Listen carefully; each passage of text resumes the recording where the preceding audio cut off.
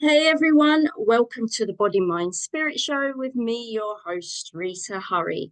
Today I have a special guest. Her name is Holly Copeland, and she is a human potential coach, a Reiki master, sound healer, and a neuro meditation teacher. Holly, welcome to the show. Hi, Rita. Thank you so much. I'm so delighted to be here. My pleasure. So, you have had a 25-year career as a conservation scientist, and that involved mapping the Earth's ecosystem with GPS.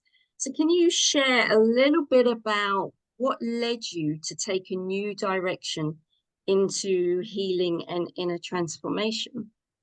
Yeah, thank you for that question. So it really was a place of being, coming in that I'd been had that career for about 20, 25 years.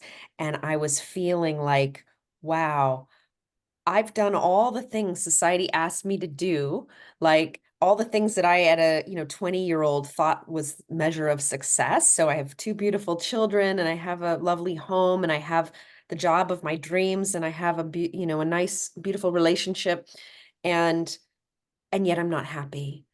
And I have this deep sense of sadness for the planet and despair. A lot of people can relate to just kind of a sense of environmental grief of like, what are we doing to the planet? And my own mind felt like a jumbled tangle of web of all this trying and effort. And it feels, even though I've done all these things, like something is amiss.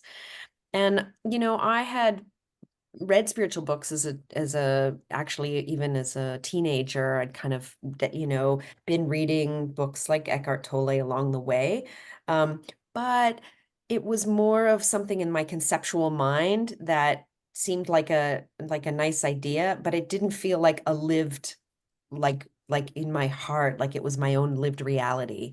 Because life still felt really hard and I could sense there was a lot of sadness and despair over the state of the world, and I didn't know how to get out of it. And I went on a journey to, you know, help myself first to just get better and figure out like what is it that's missing? What am I missing here that's wrong? Yeah. Because I was going to ask, like, did you go on your own healing journey, and what was that for you? Because it sounded like there was a lot of conflicts going on, because although you were doing what your heart wanted in terms of the environment, but at the same time it wasn't in the direction that you really were meant to go, but you weren't sure you Yeah. were meant to go in that direction. So what did your healing journey Yeah. involve, and how long was that for? Y- Yeah, and let me also say that I got mold poisoning, so I had a health crisis as well on top of it. So all these things are colliding. And in my mid late 40s.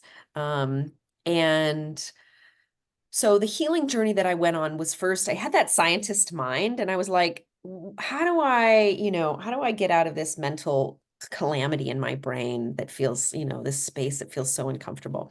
And I actually went to a meditation retreat for a weekend in Colorado, and that sent me on a path of wanting to explore meditation more deeply. I'd been one of those people who had read that meditation was a good idea, and yet it was difficult to do. And I thought, oh, well, running's my meditation because Yeah. I can't sit still. And I really started to understand more about what meditation was actually about, that it's not just about mindfulness, but it's actually more of a deep spiritual inner journey. And it's an essential part of the path, and started to explore that. And I also started to take my scientist brain and learn about alpha and theta brain waves and what that means, and how, using the tools of meditation, we can step outside of the beta thinking brainwave state and get into an alpha state. So these things I started to understand them and then apply them first, just like actually getting a meditation teacher and joining a meditation group and learning about how to meditate and what that meant. And that sent me down a path of actually deep exploration into Dzogchen and Mahamudra, direct awakening practices. I got really interested in teachers like Muji and Rupert Spira and my own personal teacher, and understanding then about awareness and awareness-based practices and Advaita Vedanta, um, and how to actually wake up very quickly into understanding our relationship to everything that's happening in our lived experience. Yeah, yeah. I think it's quite sad when people think meditation is woo-woo.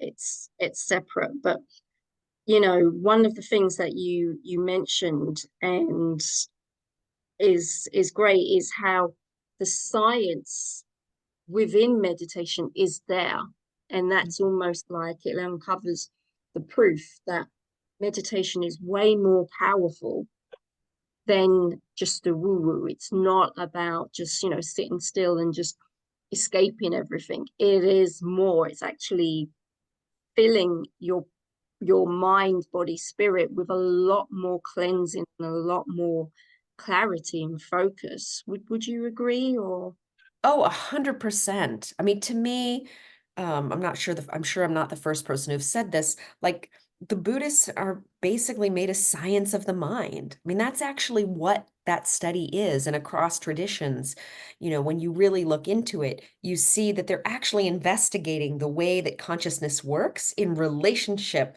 to reality. It's a science, actually, when you look at it that way. And I didn't understand that. I was stuck in the Western notion of mindfulness, kind of mindfulness-based stress reduction.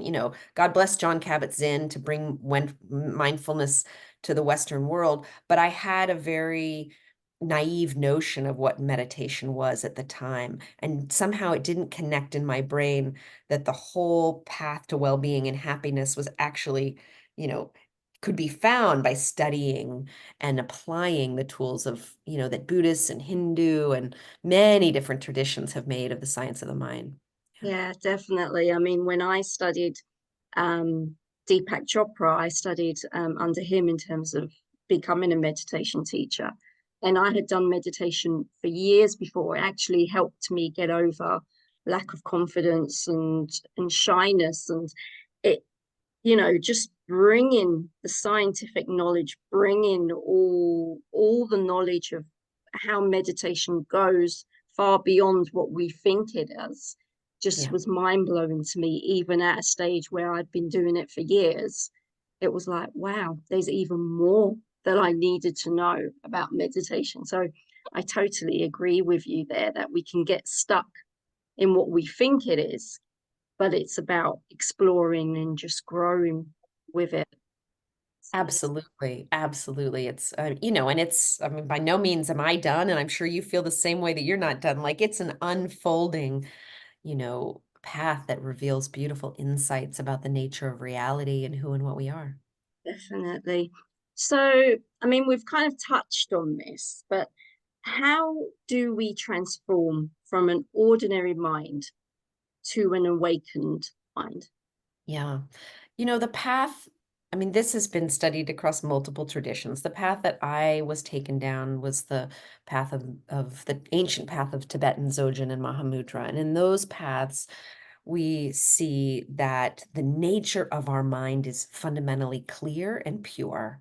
And they call this the ground of being. So to understand that our natural state is actually joy and well-being, that clarity of mind that we seek is not something that's not already here. It is actually already here in our lived experience. And so but it's not something you can think your way there. And from a Western point of view, that was something I didn't understand because I'd only really seen my experience was all filtered through the conceptual mind, the thinking mind, as it were, right? And so, what this awakened mind view that they point to is one, to understand that it's already here, and then to start to understand that you first understand that there's kind of a subject object relationship going on in our lived experience. of, the subject, the one who's aware, the one who's listening to this podcast now. For everybody, listening, I like to give examples, right?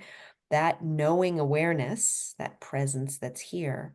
And then to understand that everything that's happening. So as you listen to the sound of my voice and the conversation we're having, that's all part of something you're aware of, but it will come and go and pass. And that beautiful presence here, the part that's not passing, is this open, clear presence of awareness. And in these practices, we learn to focus more on the awareness and let the objects, the sounds, the perceptions, everything we're aware of kind of become more of like the background. That's the first step, right? And to start to see that this open, clear awareness is fundamentally unchanging and fundamentally limitless and boundless. And so whatever's happening in your life, whatever discomfort, is simply passing through the pure awareness of being. Yeah. So is it important then to be fully present where in each situation in order to capture that awakened mind? It's such a great question because I think before my understanding of how to get was like, oh, I have to be mindful, as though like, oh, let me try to be mindful right now. And that was very hard because it just was more efforting and more doing. And so this path is actually a path, and Locke Kelly, another teacher have studied under, is more about stepping into effortless mindfulness. So stepping into a place of undoing, right? That the presence we seek is already here. So all we need to do is it's like a U-turn in the mind back to simply the knowing of our experience. So just simply coming back into, okay, one way to do that I love the way Locke Kelly describes this is like an unhook from your thinking mind, travel your attention, let your awareness travel down into your heart space, feel, feel your heart from within. Notice that you don't need to think to be, right? This presence is here before, in a way, like before thinking happens, there's a presence here. And so it's more of a dropping of focus, of outward focus or outward attention, as it were, and just a coming back to the pure sense of, right, there's just knowing, and then there's knowing, and then there's knowing, right? And this same sense of knowing has been with us our whole lives. So, this feeling that we have, like the feeling of Holly or the feeling of Rita or whoever's listening, that sense of beingness, right? Has an unchanging quality that's always been here. So we're kind of coming back to that unchanging element of experience and turning our attention to that.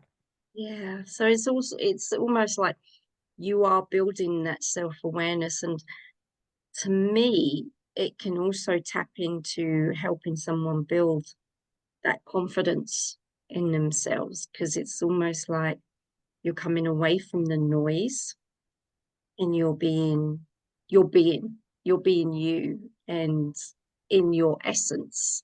So not necessarily the physical side of you, but the connection to your heart, like you mentioned, going within, connecting, being, and just feeling that that Exactly. spiritual energy that's there. Exactly. I would say so because then, and you mentioned it, like the noise, right? The thoughts, um, when we get caught up in external reality, it feels like we're caught in a kind of noise of, thoughts crisscrossing, across our mind, and it's very confusing.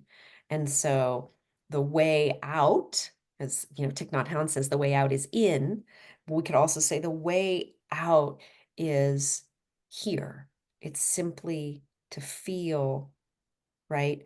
It's rather than, um, if you think about like if you feel sad, right, you might say, I am sad, right? And when we do that, we're fusing the sadness with the I, as though there's a true I here that's sad.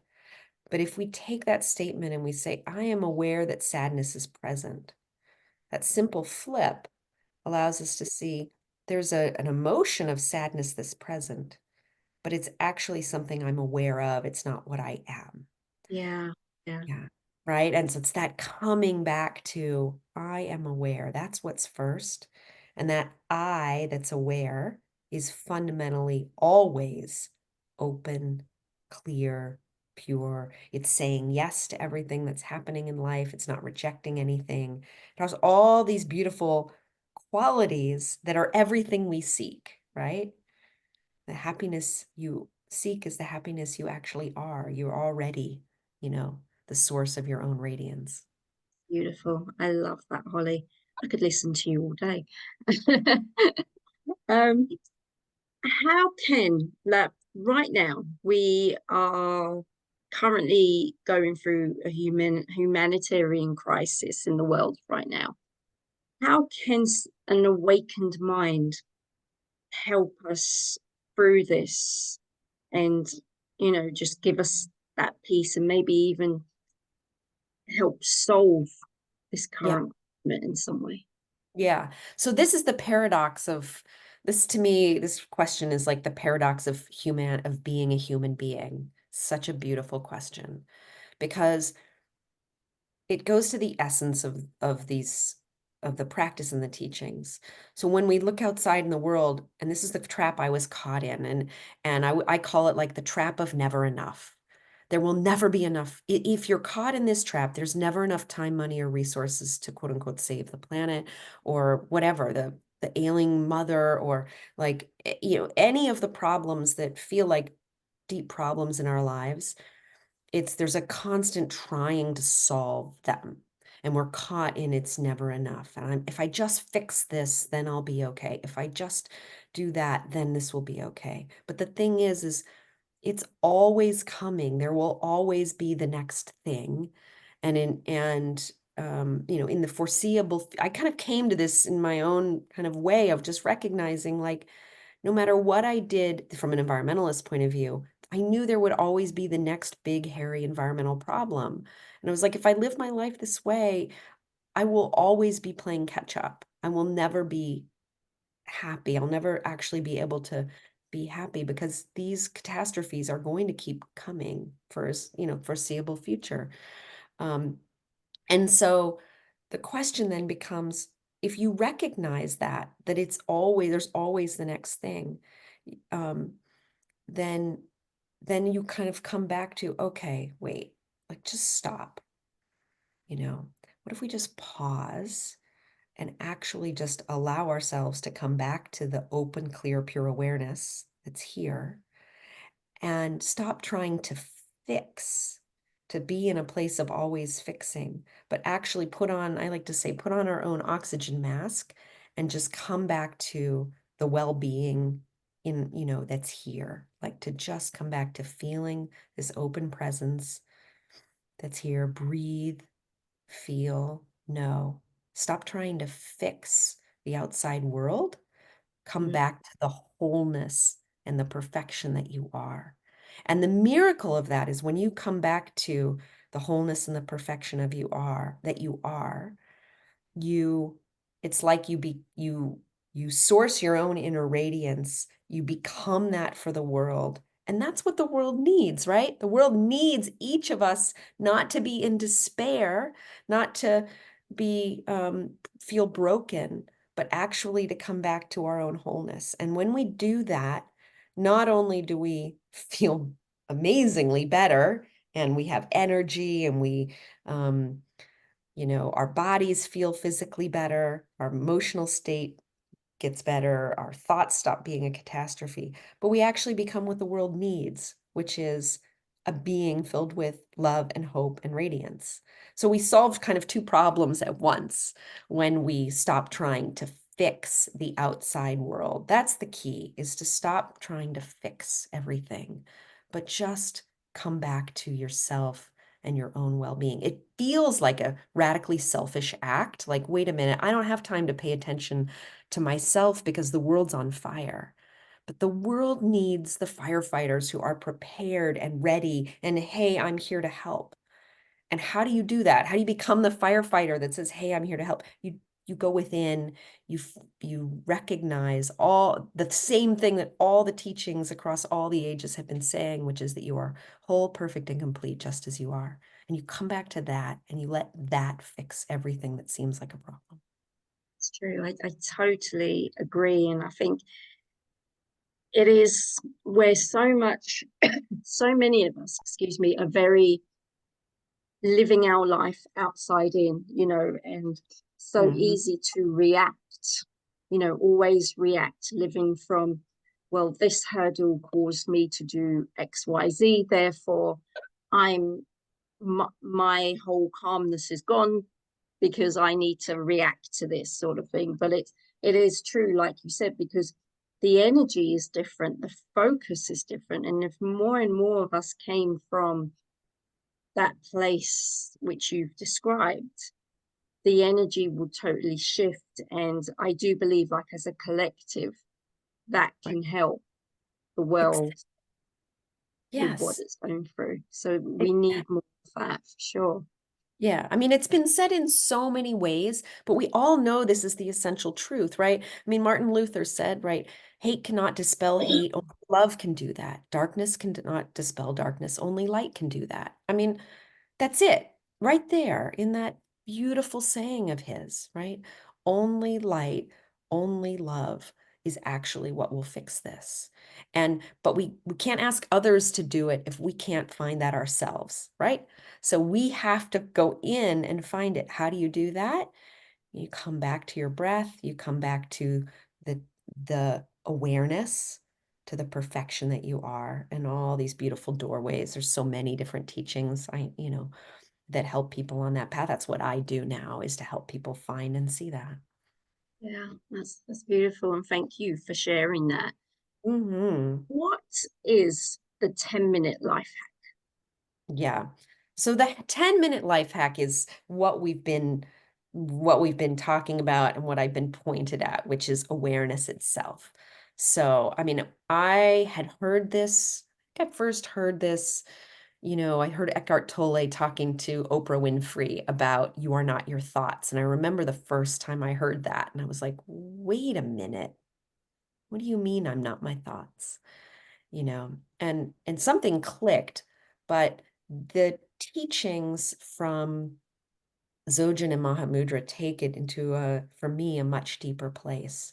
So, um, if I may, just to do a little exercise for people that are listening, um, the 10-minute life hack is, so just right now, notice what you're looking at. So I'm looking at a lamp and I just notice there's the lamp. And that's the normal, ordinary way that we kind of tend to go about the world, is we see an object and we kind of perceive there's an object here. Okay. So that's an object. Now notice something is aware of that. And it feels like a U-turn in my mind. Is that what it feels like to you, Rita? Definitely. Yeah. So there's kind of a, okay, I'm not going to focus on the lamp or the thing, the object. And actually, one of the ways the Buddhists do it is focus on the space between you and the object. And then bring that space into the center of your mind, your brain, your head, as it were. And for me, what happens is that focus on the object softens. There's sort of an opening in perception. Yeah. I kind of, for me, it's like the space between is, Mhm. it's not lost in a space, but it feels calming because at first, when you said it, Hmm. I was going inward, I guess, because that's just my natural way. It's just like straight to my heart. But then having this focus on a space actually made it even more powerful in that sense. Mhm. Mhm. So Yeah. yeah. Yeah. So then you feel that space, and right? Bring it into your brain so you're just still stay focused on the space. And then notice, does that space have any limits? In other words, can you find a boundary in any direction? If you go up with your mind, or you go to the left or to the right or below you, does it feel like it has any limits? No, it feels open and free. Free, right?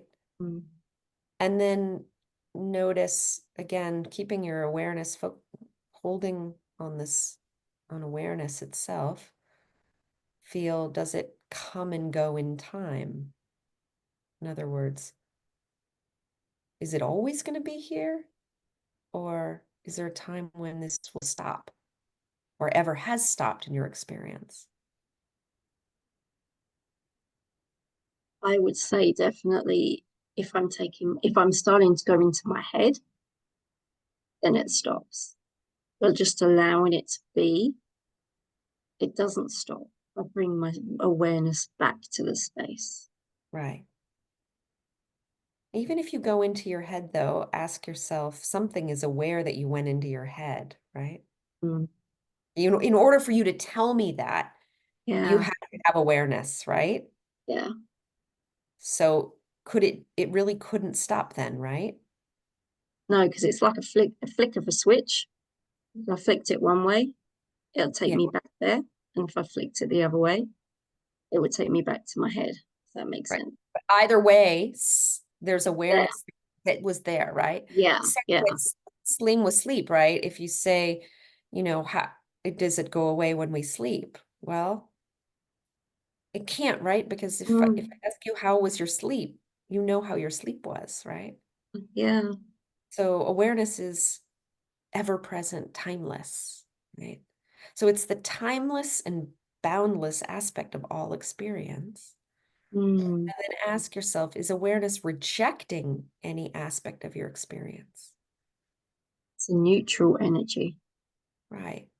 Mm, Neutral. So when we say, I don't like this, that's a thought in the mind. That's actually not awareness itself, right? Awareness is neutral about whatever's happening, right? If I were to yell and scream at you right now and you went, oh my God, that's awareness would be aware that you didn't like that, but mm. it itself would not be affected. Do you feel that? Does that feel true? Yeah, because Yeah. you take it's almost, and I feel that that's what take why I love meditation is because I take a bit of it each time I do it. Yeah. So it's I can go into it easily Yeah. because my awareness of it's there, Right. that Right. safe that energy that I need, that pick me up. Coming back into a space Mm, of open, peaceful calm. But the truth is, life is the meditation. We don't actually need to meditate. And meditation is a way to practice returning to awareness. And so, like, a lot of the teachers I study with this talk about like small glimpses throughout the day. That's one of Locke Kelly's statements, small glimpses many times throughout the day to return to awareness, to return to the natural state of being. But it yeah, never leaves us, it's always here. So that means that no matter what's happening in our experience, there's a place in each of us that's always infinitely open, calm, and allowing of whatever's happening. You yeah, know, Krishnamurti on his deathbed said, when asked what the secret to life was, said, I don't mind what's happening. What he's really talking about is if we come back into awareness, awareness is simply the space that allows everything to be as it is. So if we stop attaching to all these things in life and we return to awareness, we recognize that there's a part in each of us that can be with whatever's happening. It's already doing it. There's just another part of us that's the resistance. And so to me, the 10-minute life hack is knowing that, and not knowing that is a concept that you think in your mind, but actually through the exercise I just showed you, that we just went through, to feeling that truth for ourselves. It's not something we can know as a thought. It's actually something we experience and then learn to return to that. It's like a flip in the movie. It's, to me, one of the analogies that I use is like, it's like seeing the screen instead of the movie playing on the screen, right? If the movie playing on the screen is a horror show, you can change your perception and see, oh, I'm just in the safe movie theater, right? Yeah. And it's, to me, it feels like that. It's like there can be a lot of sadness, a lot of pain, a lot of anger, and you can flip to be like, and there's an awake, loving presence here no matter what's happening. It's that. And I think that's, if we can learn to do that and to just capture that moment, like you said, that feeling, it's the foundation that no one can take away from us. No one can take away from you, no matter what you're going through. I mean, I strongly believe, and obviously in my training I have learned that our emotions are not who we are, and it's so easy to be pulled in that direction. But when you've experienced that awareness of, no, there's something beyond this. This is just a hurdle. It's just something. It's an emotion, and I can observe it. I can see it, but it Yes. doesn't make me me. It's, it doesn't. It's not my signature. If that makes sense. Total sense. Exactly. Yes, it's just an energy playing out through us. Everything's energy, right? Everything, emotions, visuals, hearing, it's all energy. So like yeah. So if an emotion that we, hate, anger, something that's uncomfortable comes up through us, we can simply recognize, okay, that's the energy of sadness that's here. Yeah, It's a part that's coming through, and it's moving through an awake, open, loving space that's always here. It's the parent that we always wished we had, that we're looking for, that we always want to feel safe and cared for. And the message is that safe, cared for being is here now, always, for each of us. It's in you, it's in me, it's who we are. And the pointing is the awakening is to see that. yeah. Because it's all just. It really is energy and motion, isn't it? Mm-hmm. Intention. 100%.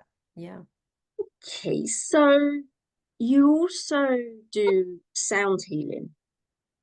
I So do. can you just share a little bit about how does sound healing work and what are the benefits of it?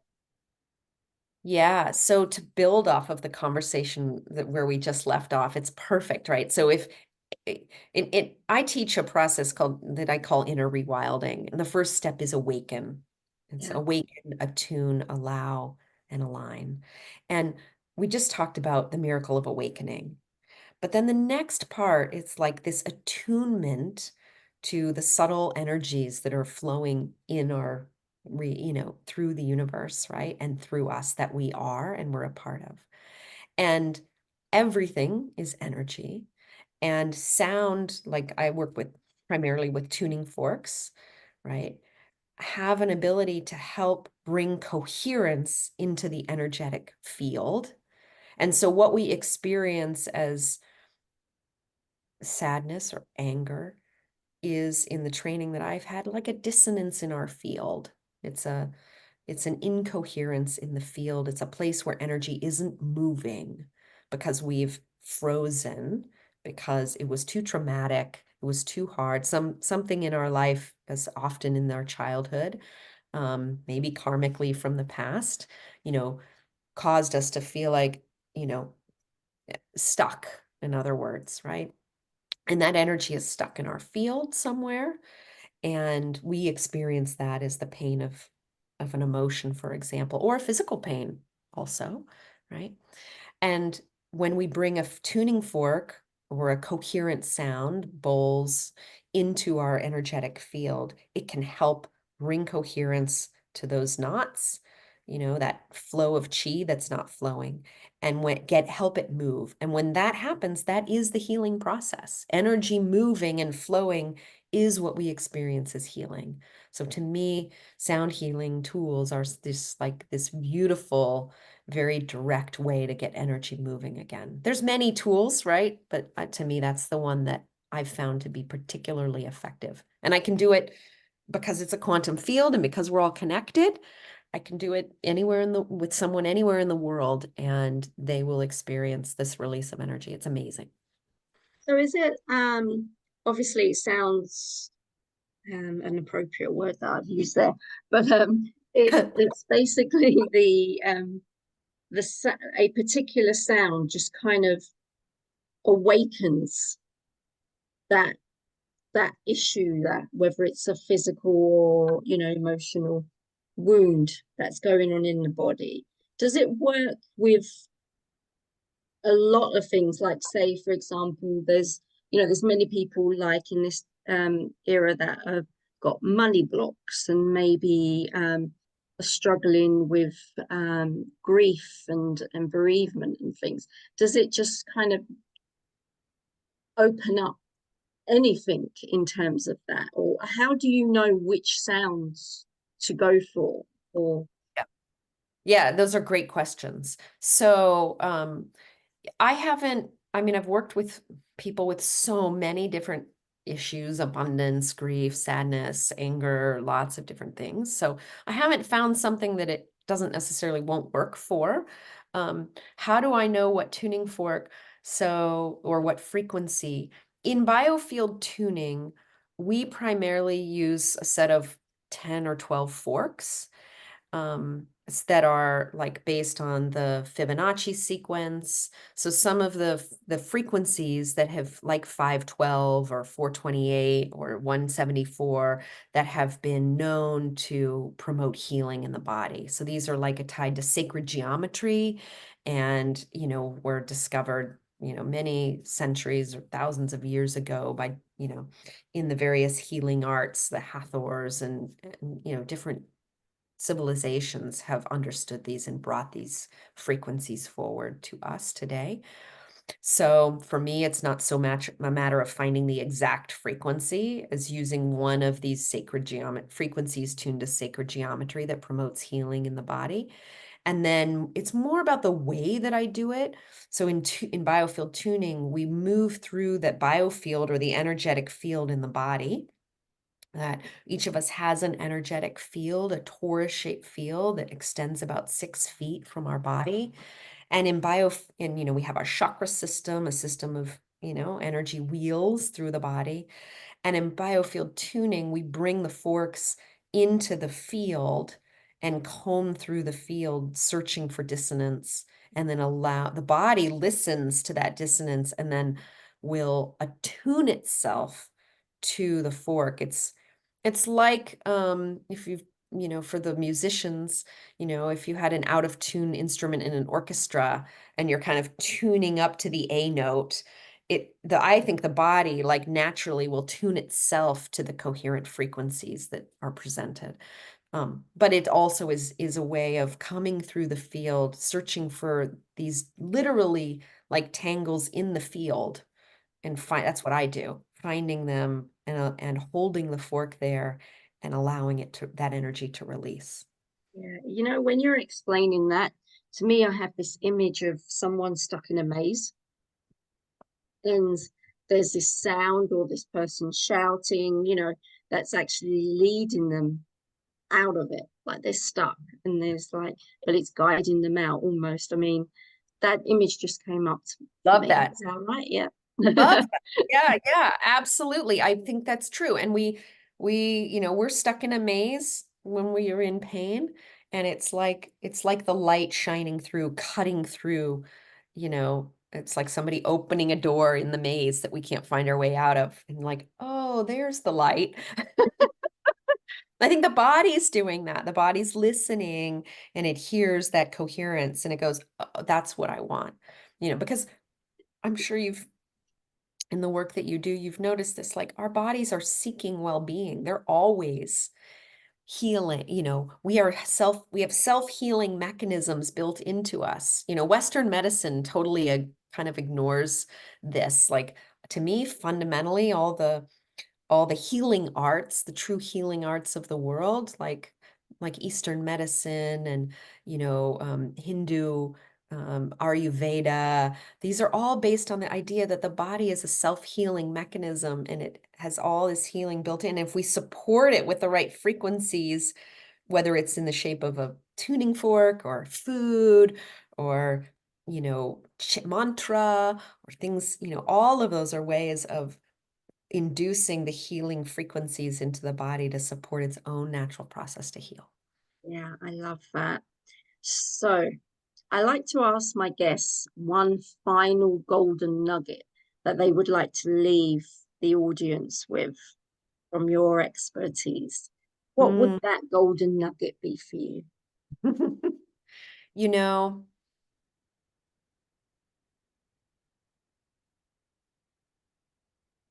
I like to keep things simple because Mhm. we have so much information that is coming at us. And I know for myself, finding my way through this path, it can feel very confusing. Like, what do I do?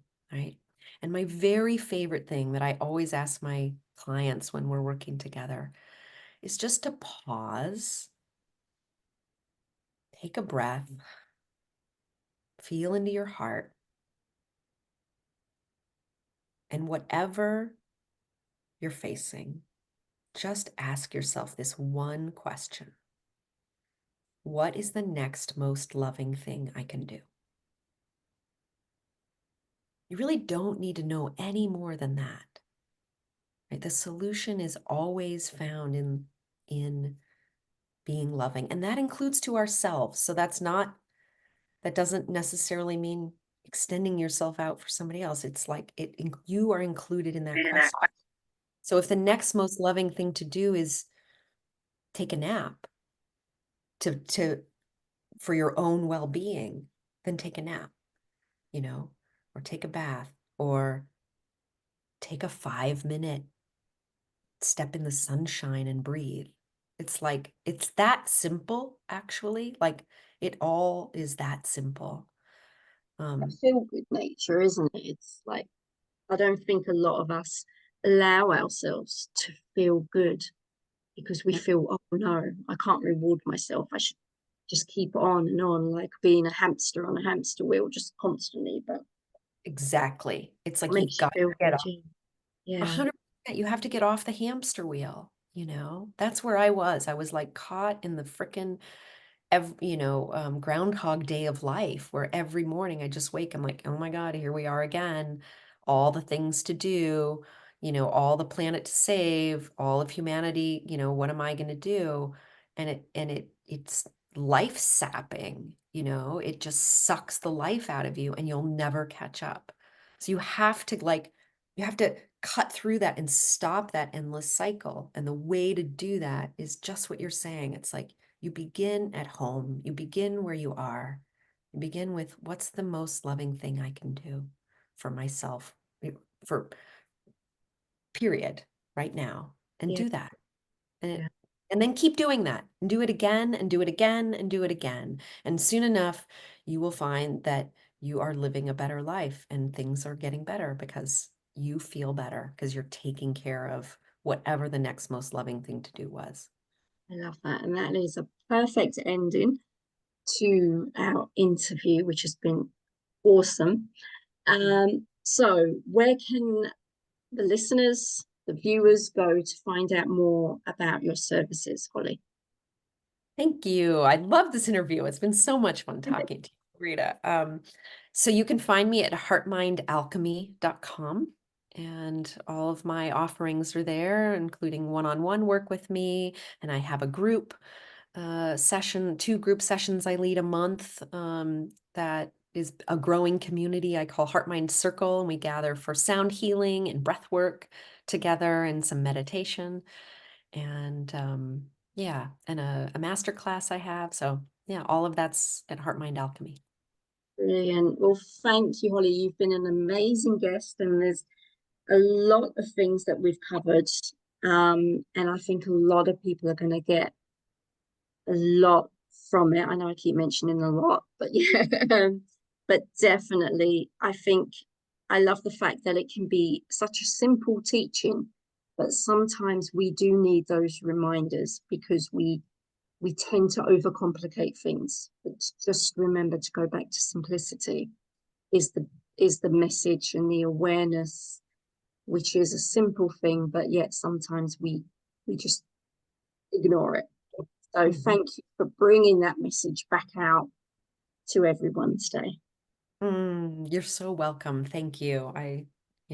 Just wish the best for you and for all the beautiful people listening. And yeah, together we will do this. Together we are doing this, We will. Yeah, definitely. It's working. Working. Absolutely, it's working. Oh, and I'm getting all this confirmation from angelic light coming around. Yes, it's working. It's that simple.